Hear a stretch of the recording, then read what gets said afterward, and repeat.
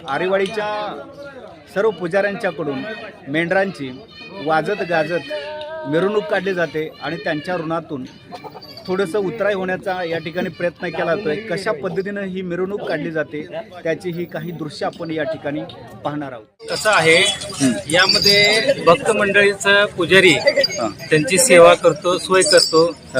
भक्त मंडळी पुजारी लोकांना ज्या पद्धतीनं पाहुणचार करतात त्याच पद्धतीनं या भक्त मंडळींना पुजारीकडून सुद्धा करावं लागतं। प्रत्येक कुटुंबामध्ये दर 3 वर्षानं प्रत्येकाला हे करावं लागतं।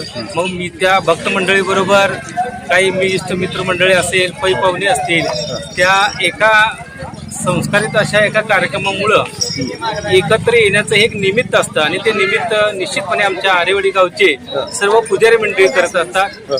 याच्या पाठीमागचा एक समाजाचा एकत्र येण्याचा एक हेतू आहे। तो हेतू साध्य होण्याचं प्रमुख महत्त्वाचं असणारं कारण आहे आणि हे चांगल्या भक्तिभावानं, चांगल्या प्रेम संस्कारानं एकत्र येण्याची एक भावना या दर 3 वर्षांनी निश्चितपणे होते। ही जी बोकडं 2-2 वर्ष, 2.5 वर्ष सांभाळली जातात, त्याच्या पाठीमागं माणसापेक्षा प्रेम या प्राण्यावरती घरातील लोक करत असतात आणि त्याचं एक ऋण फेडण्याचं कारण म्हणून या दावणीच्या आदल्या दिवशी या सर्व बोकडं असतील, बकरी असतील यांची गावातून मिरवणूक काढली जाते आणि दुसऱ्या दिवशी ती कापली जातात।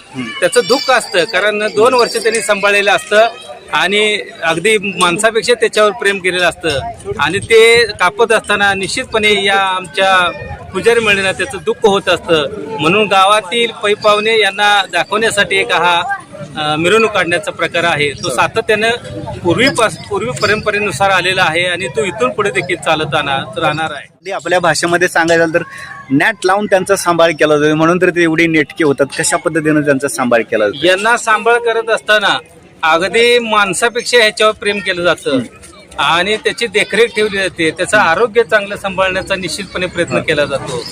त्याबरोबर माणसासारखं प्रेम केल्यामुळं हे सुद्धा जी बकरी असतील, जी बोकडं असतील, ती निश्चितपणे आपल्या मालकावर प्रेम ठेवतायत आणि त्याचं एक ऋण फेडण्याचं कारण म्हणून ही या ठिकाणी आमची भक्त मंडळी, पुजारी मंडळी आजच्या दिवशी या असणाऱ्या प्राण्यांचं याचं ऋण प्रत्येक वर्षी स्मरणात राहावं म्हणून मग फोटो काढणं हे त्याच्या पाठीमागचा उद्देश असतो।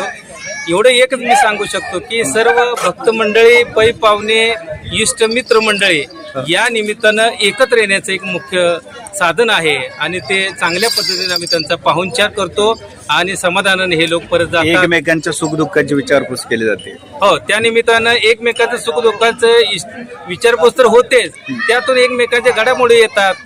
कुणाचं